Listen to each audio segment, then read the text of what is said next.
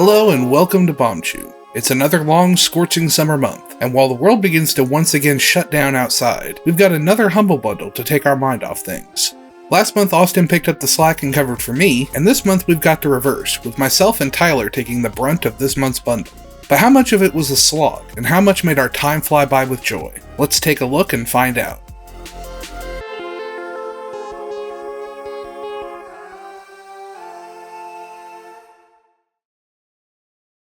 This month's Humble Original is Retired Men's Nude Beach Volleyball. Okay then, sure. This game is the creation of Will Brierly, creator of Donkey Favorite Soda Drinker Pro, so you can definitely expect a unique and not necessarily fun experience, at least in the traditional sense. At its core, this is a volleyball game. You can move around the court, and you can hit the ball. Sometimes the ref makes bad calls, and matches take absolutely forever to get through. So actually playing this game isn't very fun from moment to moment. However, there is a deeper story going on underneath everything else. Players are in control of a man named Len, and the old retired man is looking for something missing at the end of his life. Some of these players even seem to know who you are, though you're not quite sure how so at the start. This is not much of a traditional video game, but there's some more stuff under the surface that I don't necessarily want to spoil, as I was genuinely surprised when the sort of twist came at me. Even if you don't think you'll stick with it, Retired Men's Nude Beach Volleyball is worth launching at least once, and once you're done with a few matches, try quitting the game and see what you find. It just might surprise you.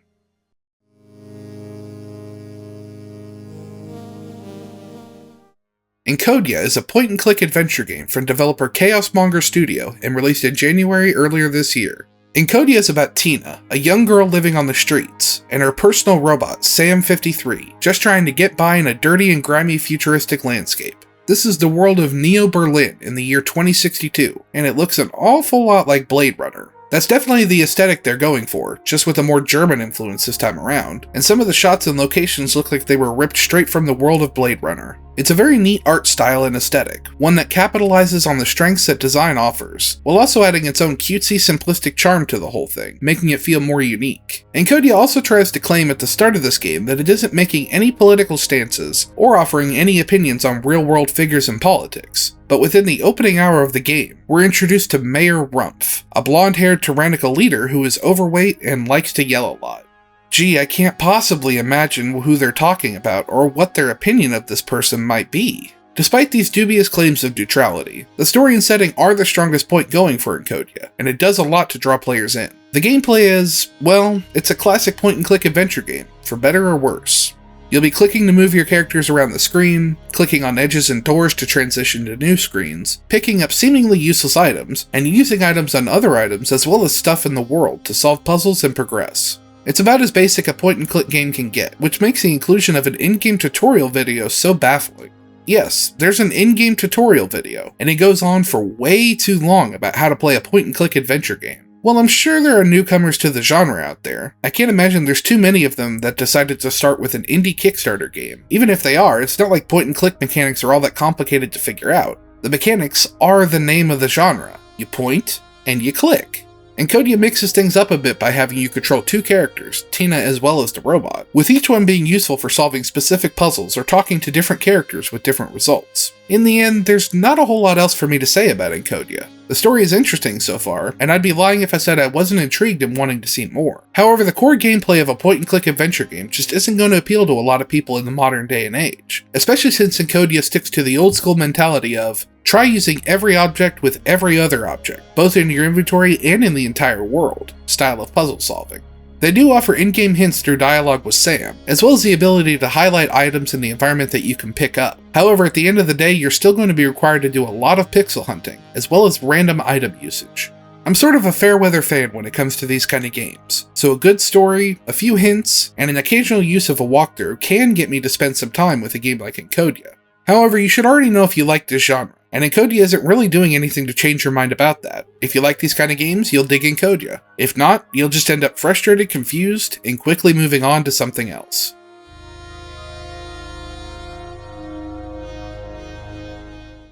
Blue Fire is a 3D action platformer with a focus on movement. You awaken in the world of Penumbra, surrounded by bodies that look much like your own. You'll find tutorial pads, and mostly linear directed paths to take and guide you through the initial area. You'll find you can jump, dash, and slash, and you'll unlock things like blocking as you get a little further. Like minigames, holding the jump or dash button will make you jump higher or dash further, but unlike minigames, you can really feel a significant difference here.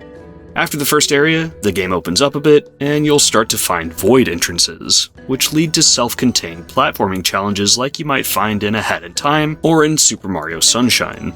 The first one I encountered was a cakewalk, but the second one I found, which was rated at 2 out of 5 stars in difficulty, I died a lot and spent about a third of my time recording footage just retrying that challenge, and I consider myself to be a big fan of platformers. But every time I died, I wasn't frustrated, and it didn't feel like the game's fault. I would get a little further, and it would be easier to pass things that had been giving me trouble before. I really felt like I had learned a lot about the nuances of the movement system by the time I had finished that challenge, and it got me excited to see more. Combat works fine so far. I really don't have any complaints about it. It's not thrilling, but it breaks up the areas between platforming nicely, and serves its purpose. I'm also not that far in, so there may be some new combat moves I haven't found yet. The graphical style is clean and cute, which oddly doesn't clash with the dark atmosphere of the environment and the seriousness of the presentation. I'm really excited to play more of this one, and I can easily recommend it to anyone who likes 3D platformers.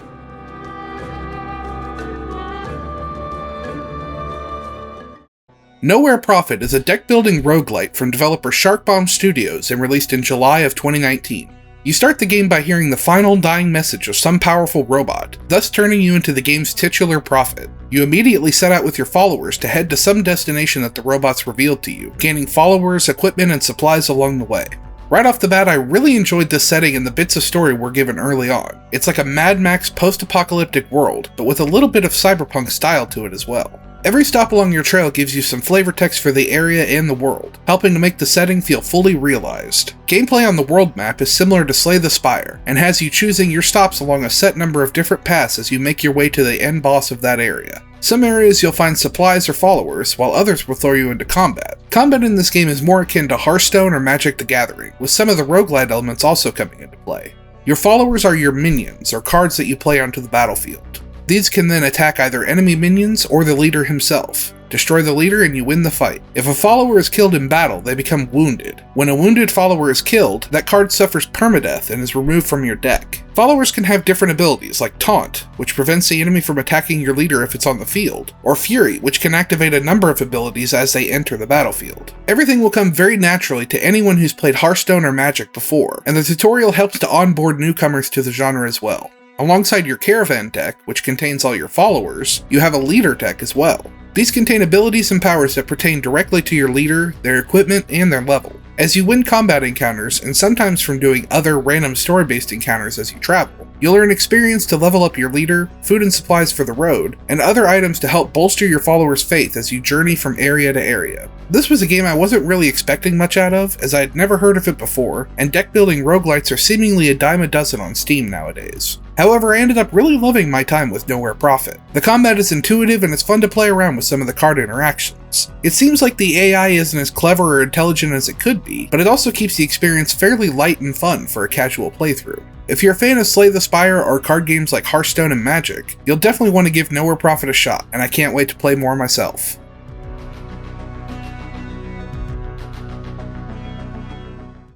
Drake Hollow is a survival, co-op adventure game from the developer The Molasses Flood and published by Curve Digital. If that name sounds familiar, the game they developed before this was The Flame in the Flood, which was in the December 2016 bundle. Check out that video if you want to hear our thoughts on that. Now, let's jump into Drake Hollow. Drake Hollow takes place in a mysterious world called The Hollow, where you have been transported to after following a crow. Why are you following a crow? I mean, if it talks, why not? The crow plays as your guide in the game by introducing you to different mechanics such as crafting and base building. You are free to ignore the crow, which I wouldn't recommend, but it's great that it's an option. In the game, you will befriend small little drakes who you build a base for, and in return, they provide buffs to you, such as increased item find when looting. The drakes require food, water, and entertainment to thrive, and heavily rely on you to fulfill their needs. As your drakes level up and increase in population, your base will also level up, allowing for more items to be crafted. Over time, you have to venture farther and farther from your base, which encourages you to build a network of power lines.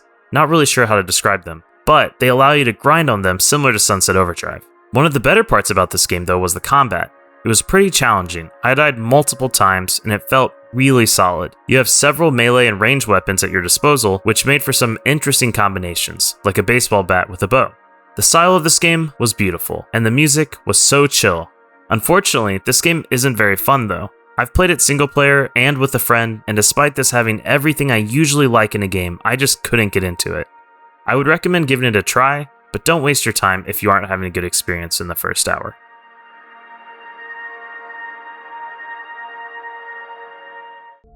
Cepheus Protocol is a base-building RTS survival game from developer Halcyon Winds and released in early access in May of last year.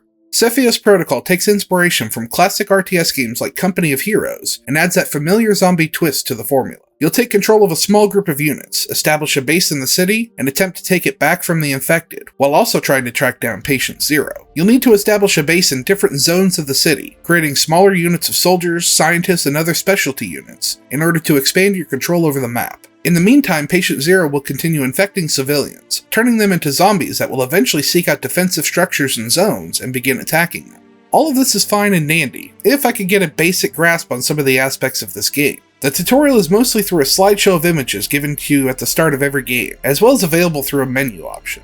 These slideshow of images give you some basic idea of gameplay, but they aren't very specific, and even includes their content roadmap of future updates for whatever reason. There seems to be an in-game tutorial option, but this tutorial went away from me after a short amount of time, during which I had been taught how to move my units, and that's about it. Nothing I did would bring this tutorial back, so I'm left trying to fumble my way through an unfamiliar RTS interface. This game is early access, so it's unfinished and sometimes a buggy mess at times, and I'm also willing to cut it some slack because of that. However, I couldn't figure out how to engage with this game in a meaningful way, let alone figure out how to have some actual fun. I could place some basic buildings and structures, and even figured out how to recruit more soldiers at one point. Then my building unit got glitched trying to place a spotlight. The blueprint for where I wanted to place the spotlight stayed positioned, but they wouldn't actually build it, and they also wouldn't build anything else either.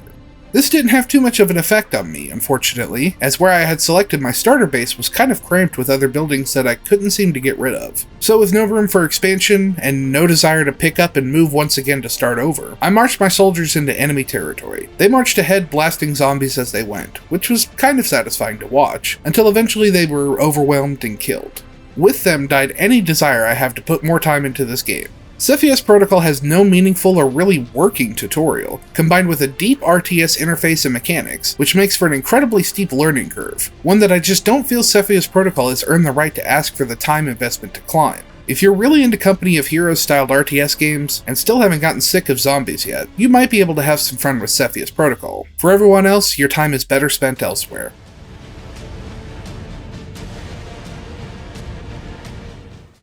As Far as the Eye is a resource management turn-based roguelike from developer Unexpected and released in September of last year. In this game, you are the wind, guiding your pupils along their journey towards the Eye, a safe haven from the coming storm that will wipe everyone out. You need to guide the pupils to safety, gathering resources in order to overcome obstacles, and attempting to find everything you might need that you can carry with you from point to point.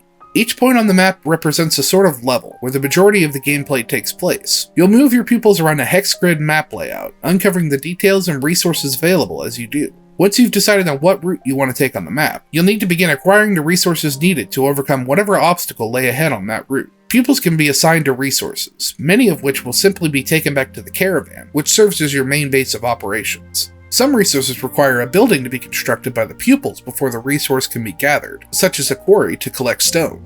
Each turn that you pass will allow your pupils to move about and work, while also passing time until the storm wipes out the current area. This puts a time limit on how long you can spend gathering resources. When it does come time to move on, you'll need to pack up whatever resources you can in the limited space on your caravan, leaving any structures or leftover resources behind.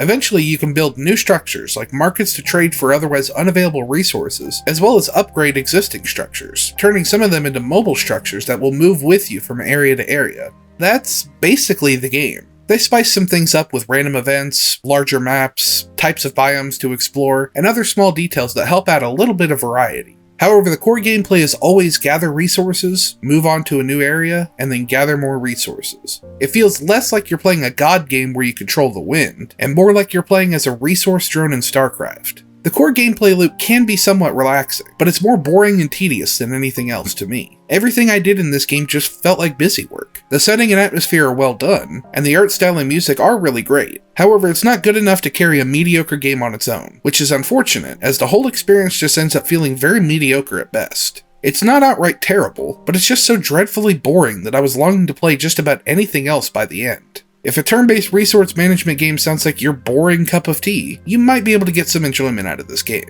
However, the core gameplay loop is just so dull and repetitive, and anyone but the most ardent of resource management fans will find themselves getting bored and distracted fairly quickly. So I'd say that your time is probably better spent elsewhere.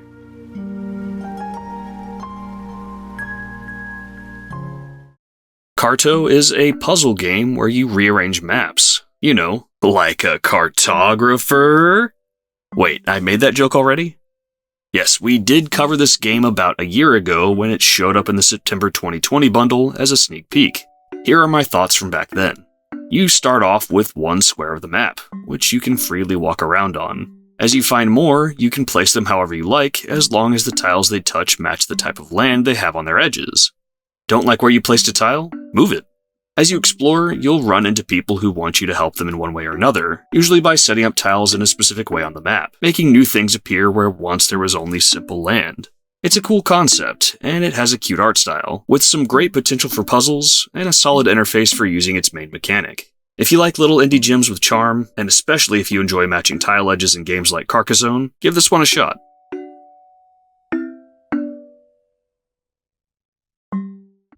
We Need to Go Deeper is a roguelike submarine game from developer Delhi Interactive and released in August of 2019. We Need to Go Deeper puts you in control of a member of a submarine crew. Your crew, consisting of either online co-op players or some real dumb bots, are tasked with exploring the dark and unforgiving depths of the ocean. Along the way, you'll find a variety of sea creatures, monsters, mermaids, giant squid, and other beasts. Your main goal seems to be seeing how deep your crew can make it, as well as how much treasure you can acquire along the way. Treasure can be used to purchase new starting equipment for future runs, as well as various cosmetics and even a new type of sub to play with. Gameplay is hectic and obviously very reminiscent of Barotrauma. No one crew member can do all the work, so you'll need coordination and communication between the players to make any real progress. One person can steer the actual sub, while another will man the weapons, and one can manage the distribution of power between systems. It's pretty much exactly like Barotrauma really, except way less complex. There's no complicated wiring, mechanics, or much of anything to worry about. Just doing the one thing your job entails and you'll mostly get by.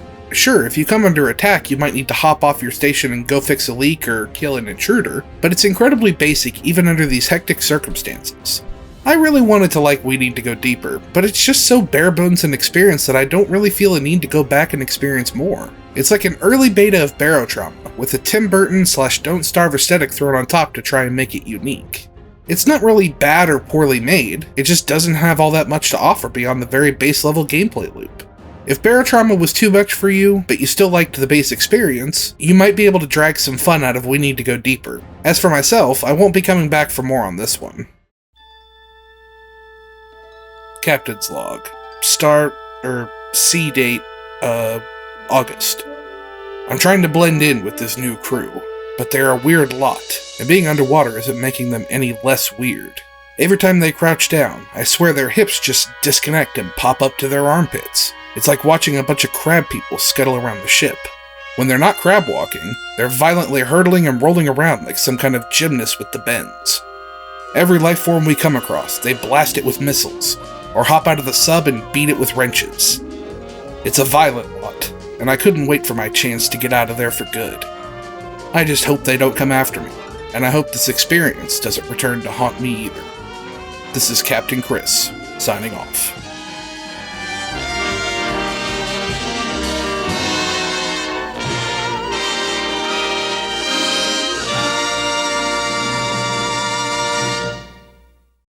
Out of Space is a co-op strategy game similar to Overcooked but way less stressful, about living on a spaceship with your roommates. Out of Space takes place on a procedurally generated spaceship that keeps getting dirty from aliens. Your job is to clean that place up by sweeping away the aliens and grinding them down into money? It's a strange concept, but it's super fun. While cleaning the ship, you have to make sure that you don't fall asleep or roll on the ground from hunger. You'll install beds or sofas to prevent sleep deprivation, and will need to grow some food to prevent from starving to death. Once you clean a room in your spaceship, you will be able to use a battery to power that room. so that you can install additional appliances such as a microwave or a little Roomba. Each item in the room gives you a little upgrade, like the microwave, for example, allows for cooked food, which is more filling. After all rooms have been powered and cleaned, the game ends and shows you progress you have made on small achievements, which allow you to unlock more items and costumes. The game features 3 different sized spaceships to add to the length and complexity of a match. That's it. That's the game. The game was a blast to play with the Bombchu crew, and I would highly recommend it with a group of friends. Oh, did I mention that it has local and online co-op? You can play the game single player, although I wouldn't recommend it. This game leans a lot on the co-op experience. Definitely worth checking out, and I plan on playing quite a bit more of this with friends.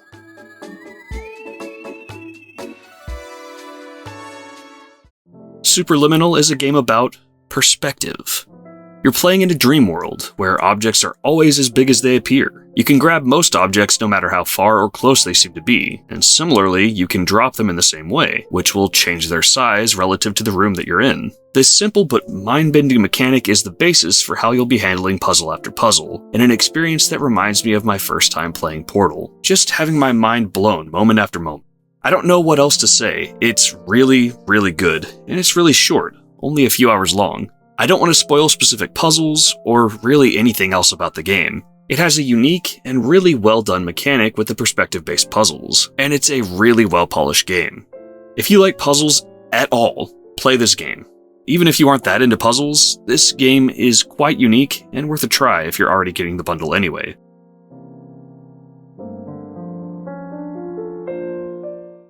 Last Oasis is a survival MMO developed and published by Donkey Crew. You may recognize this game by the intricate, mobile, wind-powered bases that were shown in the several trailers leading up to the launch. I remember looking at them being super interested in whatever this game was. Now, let's see what it's really about.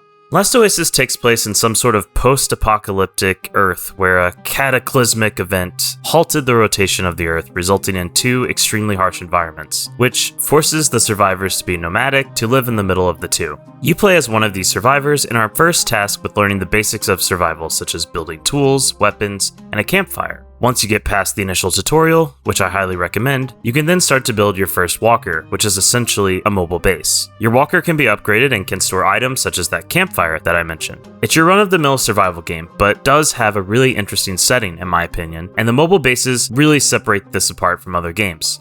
The combat follows the directional combat mechanics seen in games like Chivalry. It's nothing to write home about, but works. The controls and UI as a whole aren't super intuitive, but weren't impossible to figure out. Overall, I had a pretty good time.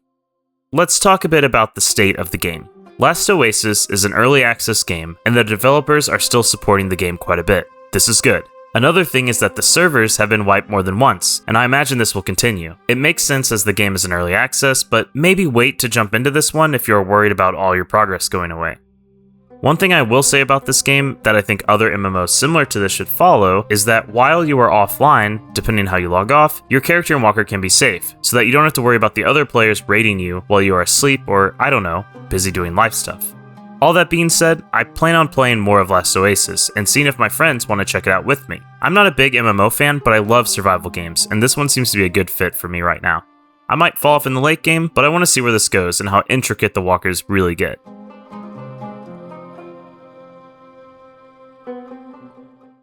Bloodstained: Ritual of the Night is a spiritual successor to Castlevania Symphony of the Night.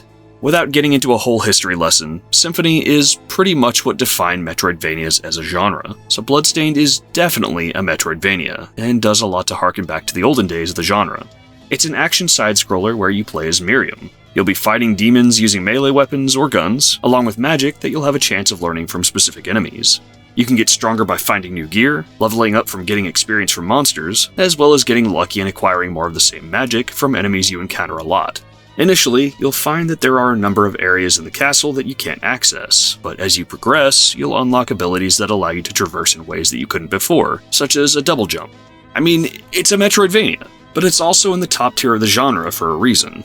Combat is fun, and the difficulty shifts over the course of the game to keep you on your toes and never get too easy for too long. And you have a lot of options in how you want to play, with different weapons feeling and behaving very differently, and lots of different options for your magic loadout. There is backtracking, which some people hate about Metroidvanias, but this is helped by the fact that there are numerous teleporters throughout the castle, making it a lot less tedious to get back to a previous area to go explore with a new traversal move that you've just found.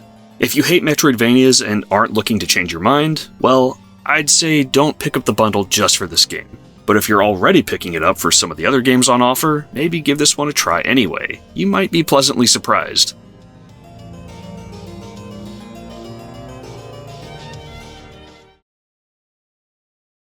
So overall, how was this month's bundle? Once again, we have to question Humble's marketing tactics when it comes to the monthly original game. The link to the developer's website was broken as of this review, and other than that, still no information was given on the game for the month. This is especially baffling when the dev had a previous game that became something of a hit thanks to a Donkey video, and this game also features an amazing trailer that's hilarious and features a song that's way too catchy.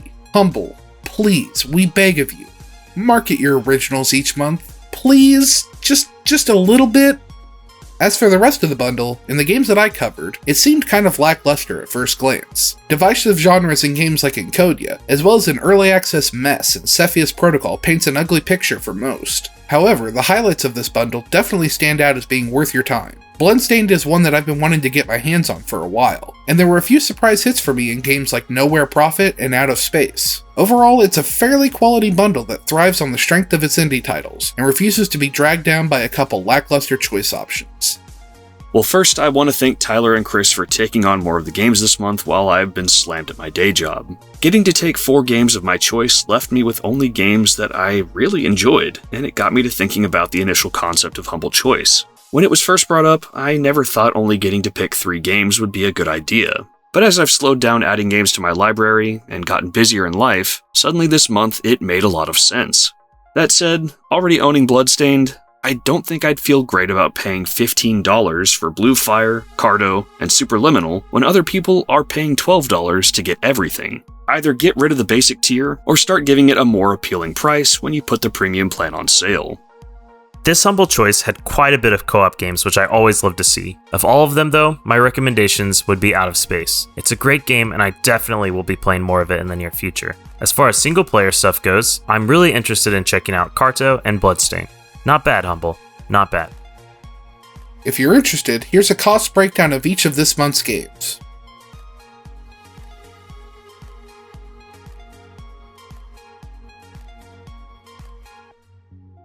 Finally, we'd like to give a huge shout out to Michael Slater, Blake Harms, and all of our other glorious patrons over on Patreon. Your continued support means the world to us, and helps to make shows like this one possible. Thanks for watching, and we'll see y'all next time.